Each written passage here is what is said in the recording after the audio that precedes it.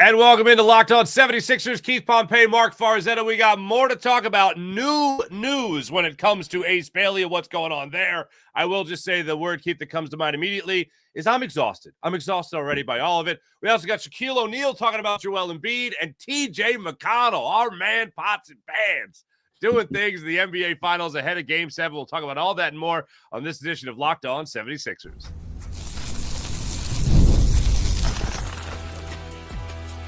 You are Locked On 76ers, your daily Philadelphia 76ers podcast, part of the Locked On Podcast Network, your team every day. And we definitely appreciate you making Locked On 76ers your first listen every day, part of the Locked On Podcast Network, your team every day. Let's get to this Ace Bailey stuff because there is some new stuff here, Keith, that you're going to talk about. But I just want to say from fallout from yesterday and really fallout from the week and everything surrounding Ace Bailey, I feel like it shouldn't be this hard. Like it shouldn't be. I feel like, first off, I feel like I'm already exhausted by the Sixers career of Ace Bailey.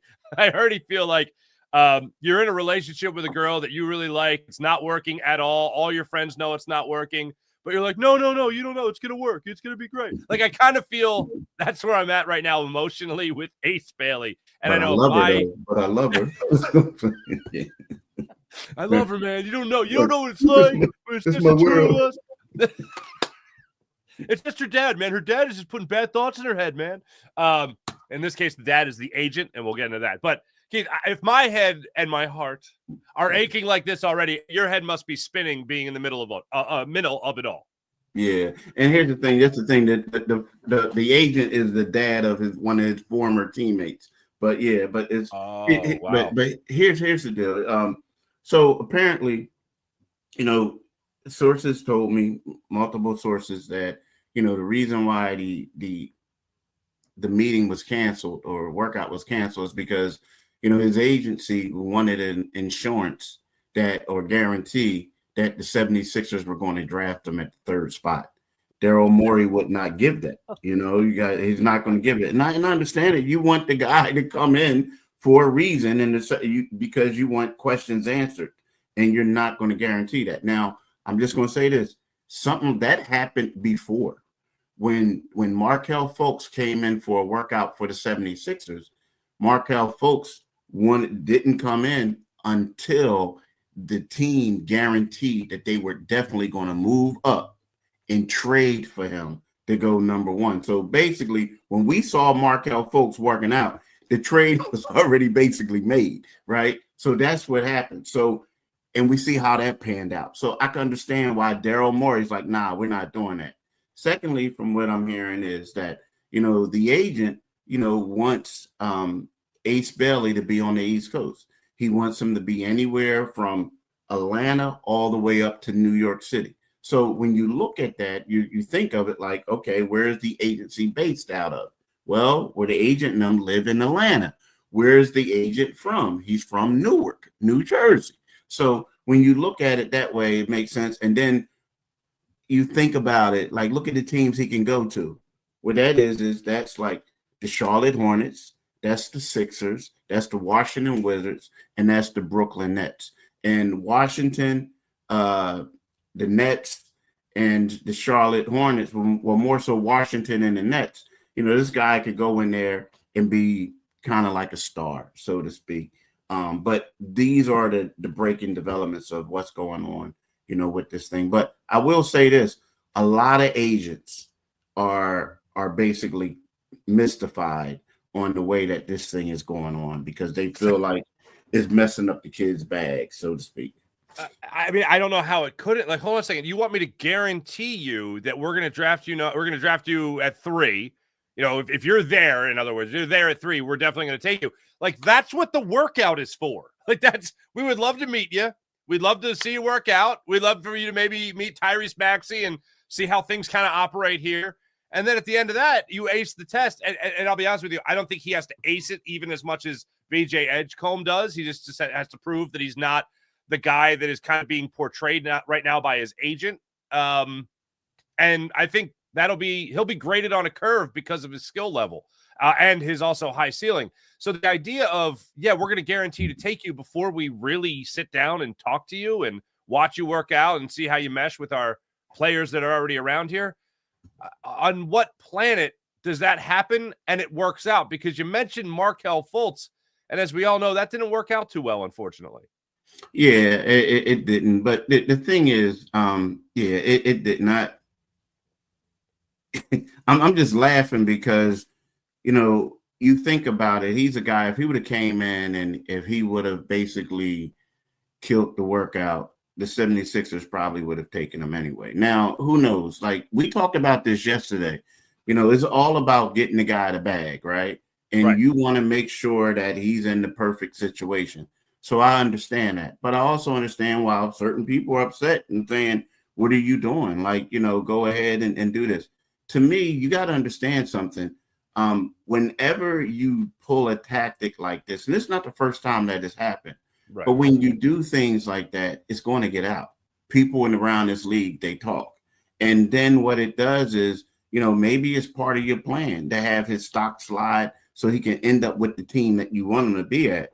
But if you don't want that, it's kind of like, what are you doing? Because, the guy, if he comes and he becomes a 76er, he's going to make $11.1 million next year. That's a lot of money. That's good money. Now, again, if you slide to like number 6 or number 7, bro, you're not making that money. Like, you're probably going to lose like at least $4 million. So, to me, it's one of those things where, yes, it's great to have them in a perfect situation, but you do have to know that a lot of people are going to talk about what you're doing. The kid's going to be under a microscope. You may have a chance of where the kid goes to Philadelphia if the Sixers draft him, where there are certain fans who are not going to forgive him. Not at all. And especially if he gets off and he struggles. There are going to be certain people who say, look, man, you saw all these red flags before. Why did you go out and get him? Get him out of here. Like, he's not that guy. Now, again, I think he has a huge upside. We both love him as a player, but at the same time, the Sixers have to have their work cut out in regards on what they're going to do. How much do you think in the Sixers' mind, if you could put a percentage on it, great. If not, but if the Sixers were, say, 80%, 90% going to take Ace Bailey at number 3, how much do you think this has hurt his stock in the 76ers' eyes? I mean, if he was like 80 or 90%, I think that, they look at it like, you know what, we got to Tyrese Maxey, PG, if you're still going to be here, you guys have to be like a great support system and we'll do it. But if it's 50-50, you know what I mean, or 60-40, and you see where, VJ came in and VJ was being a great, guy. And from what I hear, VJ, when he interviewed with the team in Chicago, he had a nice blazer on. He was dressed business casual. You know what I mean? Stuff like that. That's foot forward. Yeah. To me, if you're half and half, I guess you go with the guy that you think is going to be less of a problem, or his people are going to be less of a problem. But if it's like 80-20, I think you still decide like, I got to take this guy because of his upside. You know what I mean? Yeah, I know it's crazy, but I'm still on the Ace Bailey bandwagon. I'm like, this juice better be worth the squeeze, as they say. And I also like the idea of VJ Edgecombe coming in a blazer and like a full resume written on nice parchment in fine calligraphy, and then Ace Bailey just comes in, scrap of paper and crayon. Here you go. This is what I've done. Okay, take me, please.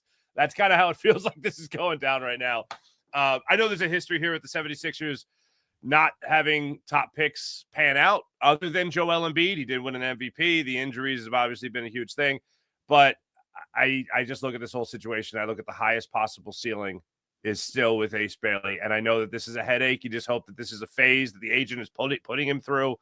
And I think people should also remember, I don't think Ben Simmons, Keith, ever dreamt about really being a 76er. I know he loved Allen Iverson. I know he had the poster and Allen Iverson on his bedroom wall and all that stuff in Australia, but I don't think he ever dreamt of being a 76er, and he was taken at number 1 because the Sixers had the pick, obviously. He didn't put up much of a fight because he knew he was going to get that bag as a number 1 overall pick.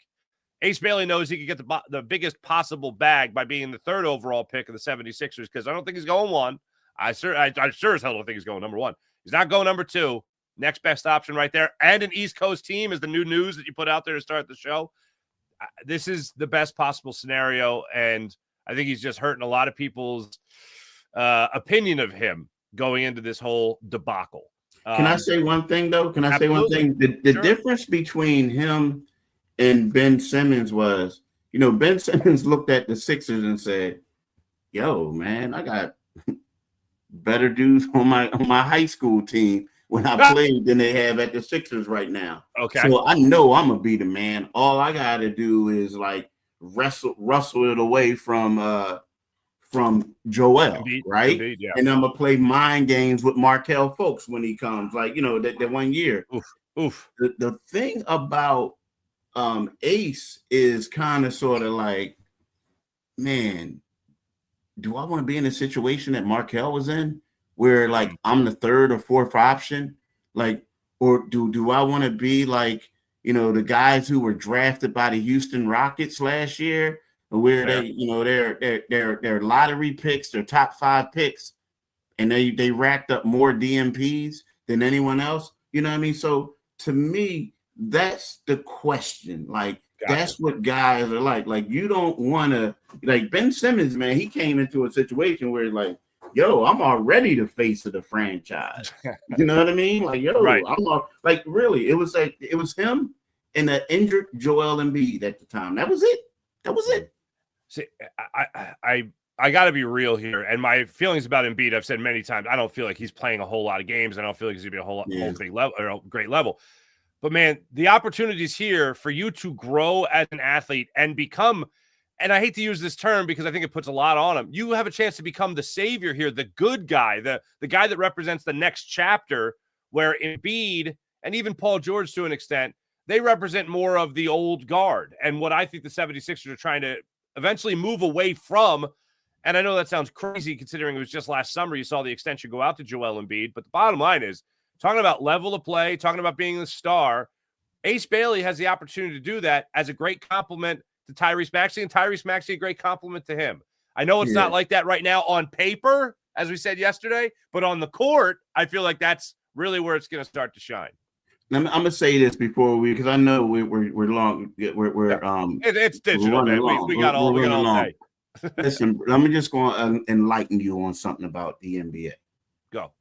Players don't care about, I shouldn't say all players, but in my like 14 years of being around this league, dudes care more about making money and being in positions that's going to allow them to make more money than winning championships. Now, typically you see a guy who, after he got that bag, right, he gets the bag, and then all of a sudden it's like, oh, well, I'm basically not as good as I was. So before I retire, it's all about me getting that championship. How many times do you see old veteran dudes go and take a minimum to be on a championship team? Like, sure. You know what I'm saying? Like, if we really want to be real, if it wasn't about being the guy and being the man, Kevin Durant would have stayed probably with the Golden State Warriors. He probably would have won 2 more championships, right? And this and that. But no, it's crazy. Kyrie would have said, I'm going to stay with LeBron, right? I'm going to stay wherever I'm at. To me, it's like, it's weird, man. Dudes, and dudes will love to go to a bum squad if they got money. And here's the reason why. When you think about this, you go to a trash team. They got a lot of money. What happens? They spread the ball. You go to work. Next thing you know, because everybody knows, and here's a secret, and this is kind of bad. But what happens is you go to a bum team, and then all of a sudden, everybody's when they're picking first team and second team all NBA, and then all of a sudden you're like, man, I don't know who's the 3rd best point guard in the East. So, or you'll go, okay, well, let me look at these stats. So people start looking at the stats, and then they'll say, oh, well, this guy was third in the league in scoring. Okay, his team only won 20 games, but he was third in the league in scoring. And what happens is that guy becomes third team All NBA. And then what happens is, because he's third team All NBA, he gets a super max contract. That's what dudes care about, man, unfortunately. Look, in all honesty, I can't fault him for it. But obviously, as someone who cares a hell of a lot about the fans that invest their money into this team, I kind of want to see that. And I know you're not supporting it; you're just laying out the news there. But I want to see the fans get a return on the investment they gave, especially when we had to sit through something as terrible as the process. We'll get to these comments. Speaking of the process, the noun, not the adjective, Joel Embiid, he had some criticism from Shaquille O'Neal recently on the, what is it called? The Big Pod with Shaquille O'Neal and Adam Lefkoe about whether or not Joel Embiid could have played in Shaq's day. Now, I hope I had the right read on this. Maybe you could correct me on it, Keith, but we'll talk about that when we return. This is Locked On 76ers. How about CarGurus? You guys take advantage of CarGurus? Shopping for a car should be exciting. Not exhausting, but between the confusing prices and the hidden fees, it can feel overwhelming. That's why I love using CarGurus. They help you cut through the noise and show you the best deals with full confidence. With over 4 million listings, CarGurus has more new and used cars than any other major online marketplace in the United States. They verify dealers, they provide real price analysis, and give you the tools and data you need to make the right choice without second-guessing yourself. Need a deal you can trust? CarGurus makes it easy to compare vehicles side by side with unbiased deal ratings. Buy or sell your next car today with CarGurus at CarGurus.com. Go to CarGurus.com to make sure your big deal is the best deal. That's CarGurus.com. CarGurus.com. So, Keith, I didn't see this. You sent this to me yesterday, and I just started laughing at it immediately. Basically, it's Shaquille O'Neal, Adam Lefkoe, their show, The Big Pod with Shaq, talking about players that could have played in Shaquille O'Neal's day. Now, I believe the scene was Shaquille O'Neal is playing with Joel Embiid, and he's telling Joel Embiid to go down to the block, and Joel Embiid says, man, no, nobody plays like that anymore. And Shaq just kind of snickers at it like, oh, come on, man, I'm done with you. I'm done with this guy. And this is, it might sound like it's next to nothing, but this is just the latest in a Hall of Famer, one of the greatest players ever, certainly centers ever, to look at Joel Embiid and not take him seriously because of the way he plays the game. And I'll add this to it too. When they were trying to list players that would play in Shaq's era, one of the co-hosts, I forget who it was, said, Shaquille O'Neal, Embiid could play. And then Shaq just kind of snickered at that. And Adam Lefkoe, host of the pod, and Philly guy, Sixers fan, said, whoa, Shaq, what was that? You kind of, well, let's go back to that. Why'd you say that? Why'd you make that sound when it came to Embiid? And Shaq just made it sound like everything that every Sixers fan worries about. We're just like, you're just talking about a guy who's too soft, a guy that plays too far away from the basket, and a guy that takes plays off and really lets guys off the hook by settling for little baseline jumpers from time to time. That's how I took it. Maybe I'm crazy. How'd you take it? I mean, I took it the same way. Like, I did. I took it like he was calling Joel soft or, this and that. I mean, again, it could be one of those things where, people ask him like, nah, I wasn't calling him soft. It's just that he doesn't do it. But the way he snickered, it was. Now, one thing we got to realize, too, is that Shaq and Barkley been going at Embiid for a while. Like, both of them about, you got to be tougher. You got to be this. You got to be that. And when you look at Shaq's a big dude. Embiid's a big dude. So, to them, the game has changed, but to them, it's kind of mind-boggling when you know that you have a guy so huge and no one can stop him in the paint. And then at times he's out there shooting threes, right? So I understand the argument, but I do also know that the game has changed. Do I like it? Do I like the modern NBA game where you got all these guys shooting threes and this and that and da when you know they can punish the paint. I mean, sometimes I do believe that Embiid should be down on the block a whole lot longer. But the thing is, the excuse that he'll always have is true that, yes, the game has changed. But, yeah, to me, it's Shaq. But here's the funny thing, too, about that, Mark. Think about this. Recently, Barkley was, on a radio show, and Barkley was kind of criticizing Embiid, right? Saying, I never said this before, but the first day of practice, he's not playing, right? He's not practicing. Then you see Roy Hibbert, and they didn't say who the player was, but then they did like a photo and it was Embiid, right? But they're saying how, he would show up for practice. He was working with the Sixers, and he would go to practice, and next thing you know, there's a player wasn't there, and then they're like looking for him, and then the player will show up and say, I can't practice today. So to me, it's like everyone is starting to unravel on Embiid with all this information. People are questioning his heart, questioning his character, his work ethic, everything, man. It just seems like when you see stuff like this, you ask yourself, is this like the beginning of the end? Because a lot of people are like unloading on him now. Well, it feels like it's an easy time to do it because I have no doubt, is unfortunately at the end of his line of dominance, essentially, when he was able to play. In the rare occasions you were able to watch him go out there and play. But the other thing to it that I find fascinating is that I think you kind of need Joel Embiid, especially if you draft Ace Bailey. I mean, really, whoever you draft, a changing of the guard needs to happen here where Tyrese Maxey takes over the number one spot, hopefully maintains that, or Ace Bailey comes in, or VJ Edgecombe, and they have even a higher ceiling than we anticipate. And there needs to be a change. Paul George is even healthy enough to play 65 games, whatever. There needs to be a changing of the guard away from Joel Embiid, but Joel Embiid's still going to be here, and Joel Embiid is still going to try to play basketball.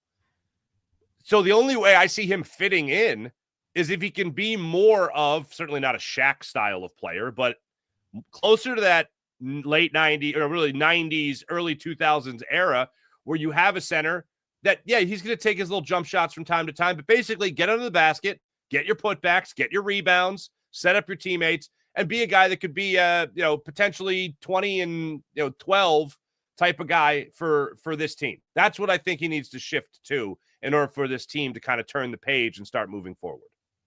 Yeah, that's a good point. Yeah, that's a great point. I look, and by the way, I agree with you. And like, I look at a lot of this is how I do my holy Lord. Am I old now test? I'll be like, hold on, I'm watching a sport, and I'll be like, this was so much better when I was a kid. When I was a kid, guys would battle, go to the rim hard, right? I know. Right, yeah. And I'm like, okay, hold on a second. Is it really better, or is it just because that was my childhood and everything in your child looks great? And it's like, no, you can't tell me that a guy driving hard to the rim, getting fouled, getting the end one, putting somebody else in foul trouble and getting the extra point there as well, getting the free throw as well. You can't tell me that was a better brand, that wasn't a better brand of basketball than just watching guys jack threes all the time. You can't tell me that in baseball, it's not better to watch a starting pitcher go out there and try to get 9 innings and a complete game than it is, okay, that guy was did a good job as our opener, and now we're going to bring in our middle relief, and then we're going to go. Like, it was a better brand of sport in general, and the NBA's equivalent of all of that is just go down and shoot a three. And a lot of times, go back to Embiid, that becomes his out because he just shortens the court when he gets winded, when he gets tired, when he gets exhausted, and he just goes to the top of the key on the defensive end. Somebody else gets the rebound. He jogs on down the other side, stands at the top of the key, shoots a three, miss, go back to the other side, tries to shorten the court like that. So I think, well, I don't think, I know that if the Sixers are going to turn the page in the upcoming season, a lot of this is going to have to be with what Joel Embiid's role is going to be, and really more importantly, what his health is going to force his role to be in the upcoming year. True. And that's the piggyback off of you. There's a guy, he's a great guy, great young guy. Like I kind of took him a little bit under my wing. His name is Kai Carlin. He writes for Sixers Wire, right? Love Kyle. Kai. Kai's the man. Yeah, Kai, great dude. Now here's the funny thing about him. So he says, "Oh, OG." He's like, "Yo, man," like he'll say, man, that game was great last night. Like, it was just okay.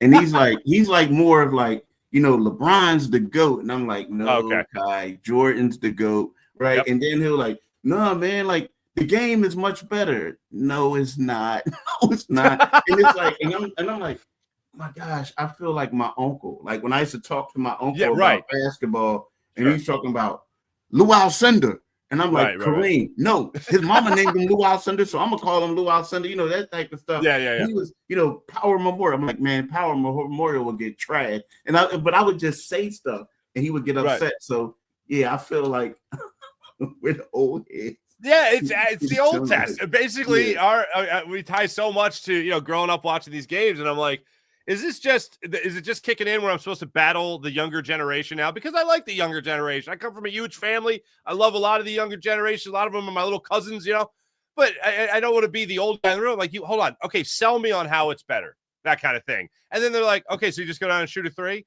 And then this is the one that always drives me crazy. Last point on this. This is what always drives me crazy. They're like, oh, well, Michael Jordan and shooting threes.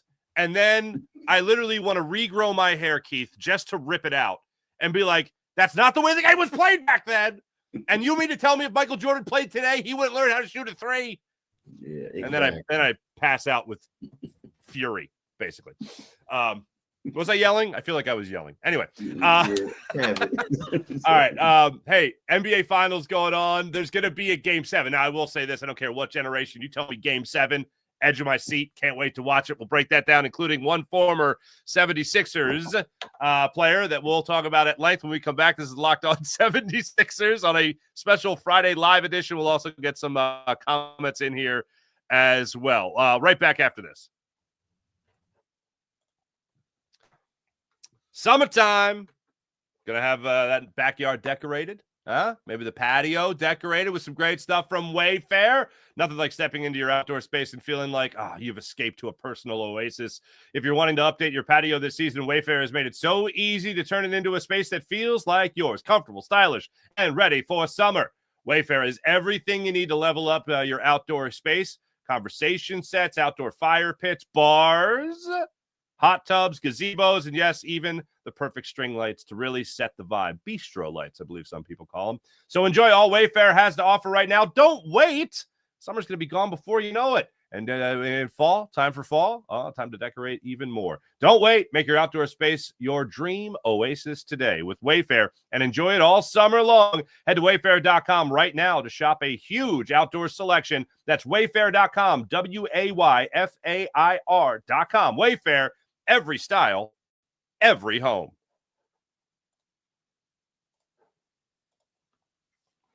So I'm watching the finals last night, Keith, and I am just blown away at how the Indiana Pacers are just putting SGA and the OKC Thunder over their knee in Indianapolis. And I'm watching this all go down, and every time TJ McConnell has come off the bench in this series, he has been an absolute game wrecker in favor of the Pacers and wrecking the game of the Oklahoma City Thunder.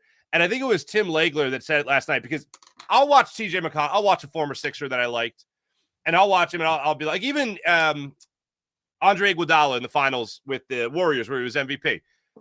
He was exactly what I thought he could be. Not the number one guy, but a really good dude. A really good guy to have. TJ McConnell, really good dude, easy guy to root for throughout the process era. But I have a favoritism for him. So when I see or hear the crowd really get up for TJ McConnell coming in the game, I'm like, okay, that's just the Sixer fan in me celebrating that TJ McConnell's having a great NBA Finals as a bench player. And then I heard Tim Legler, and I know he's got Philly ties as well, but I hear him describe how much the Indiana Pacers fans are like edge of their seat when TJ McConnell checks into a game. It is everything that you wished he could have been here in Philadelphia, and obviously the Sixers weren't ready for that, but everything you wish he could have been here in Philadelphia, he is every bit of that, helping an NBA Finals team make it to a Game 7 against a team that features the MVP of the league. This is incredible. And real quick, I want to give you this stat. Saw this morning from StatMuse. If I can pull this up. How about this? TJ McConnell, the first bench player in NBA history with 60 or more points, 25 or more assists, 15 or more rebounds in the NBA Finals. 24 minutes last night, Keith, 12 points, 9 rebounds, 6 assists. I mean, it's more than just, hey, we're rooting for this little hype man. This guy's actually doing it. Yeah, I mean, it's crazy because, and you're right, they do love him. You know, they love TJ there. I mean, they look at him like, you know, a guy's from Western Pennsylvania, you know, not from Pittsburgh, but right outside of Pittsburgh. You know, a guy who had to fight hard to do whatever he could. Like, you know, that's what they pride themselves in. Like, to them, he's like their modern day Hoosier player, right? To us, he should be like the modern day Rocky Balboa. Like, right, you know, we're talking about now, again, he's not the best player, but at the same time, he's a guy that came from, I'm not going to say nothing, because, you know, his family does have a name. But what I'm talking about is like an undrafted player, a guy who his college this Division I scholarship offer he had was Duquesne University. And then he like says, oh, I'm better than this. And then he's the 5th string point guard and this and that. So to me, when I look at how the 76ers got rid of him, or didn't even like give him a phone call, it's one of those things where you say, y'all really dropped the bag. I mean, the 76ers have not had a better point guard as a reserve since he left, and the backup point guard, and they still don't have one, right? And then you see the grit that he plays with, everything he does. He has a great high IQ. It's mind-boggling that you let him go, but at the same time, you got to be happy for this guy. You got to root for him because you see everything that he does now. And the thing is, I mean, think about it. You know, his father was a high school coach.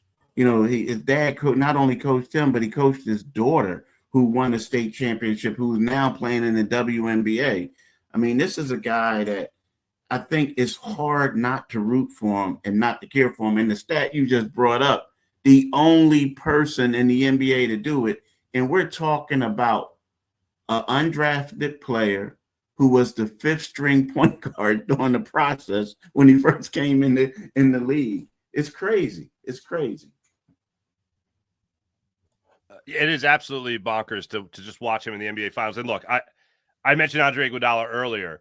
I don't see him obviously being Finals MVP, but when you talk about a former Sixer performing as well as he's performing in the NBA Finals, he is doing everything you really thought he could do. I really hoped he could do, and he's getting the opportunity and the stage to do it. Now, they go back for Game 7 in OKC.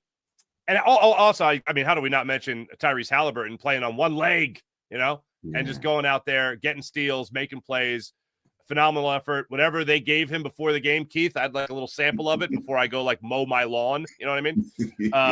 So God bless him for that. And SGA obviously comes up very small.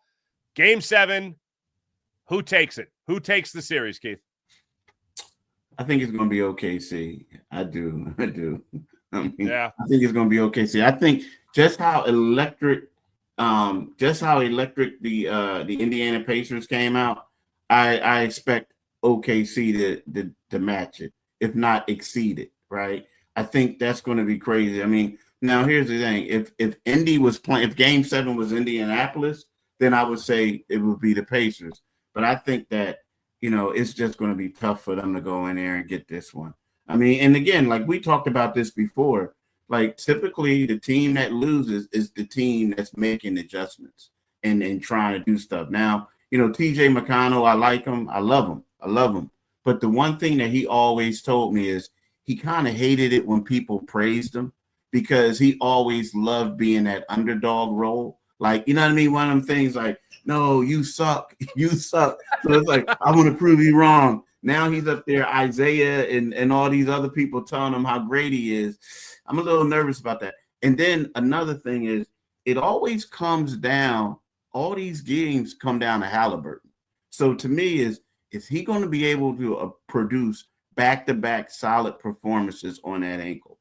That's the question mark because you know they're going to go after him. So that's the key to me.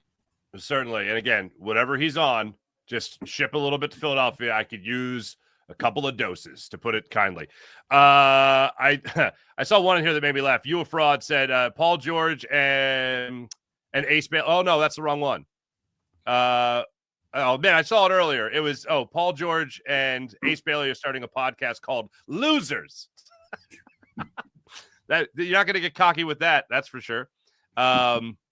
We are Penn State 76 says, take Ace and try to get him to buy in.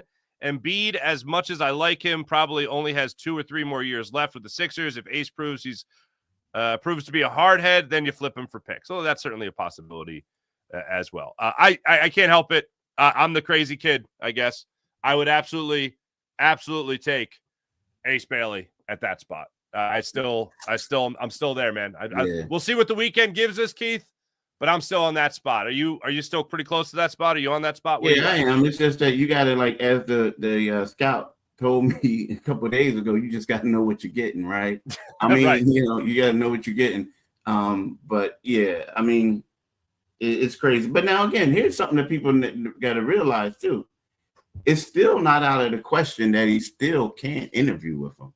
Like, the things that you've heard, like, okay, Andre Iguodala, apparently he had a secret interview with the Sixers like the days before the draft that people didn't know about. Yeah. So things could happen. Like, right now they could go to the agent like, look, dude, what are you doing? You're messing your son. I mean, you're messing your client's career. Right. Like, you need to handle this, right? And don't be surprised if we hear later on that they did have a secret workout. Like, seriously. I mean, I'm not saying it's going to happen, but set up a Zoom. Yeah, I mean, like, they're going to be in New York. Like, he's, the media, the guys are going to arrive in New York on Monday. They're going to have a media availability on Tuesday. The first round of the draft is Wednesday. So, and let's face it, New York, even if you want to have it in Camden, that's a quick ride. They'll get a car service, zip you down, take you right back. There we go. Yeah. It's just that simple. Make sure you guys are following Keith Pompey all throughout the weekend, reading his stuff on Inquirer.com as well. By the way, I am with you. OKC, I think, does take it in Game 7. Also, for the people that listen to my own personal daily podcast, I didn't do it today. Big storm in Philadelphia and hit my neighborhood pretty bad, so I got internet back late in the morning. That's why I'm able to do this. I didn't just bail on you, just so you know. And also, while we have you, thank you for making Locked On 76ers your first listen today. For your second listen, check out Locked On NBA Big Board Show, where NBA draft expert Rafael Barlow reacts to every workout, interview, rumor leading up to the NBA draft. Find Locked On NBA Big Board on YouTube or wherever you get your podcast. Keith, always a pleasure, brother. Fun week. Yeah, great week. It's going to be good even times, better man. next week. Yeah, absolutely. Next week, I do want to roll out the best possible scenarios, Ace Bailey included, not including Ace Bailey as well. We appreciate all the support we've gotten from you guys this week. It's been an absolute blast, despite some of the news that we've had to kick around. Thanks for watching. Thanks for listening. Make sure you guys like and subscribe to Locked On 76ers. Back with you guys Monday. See you then. Bye.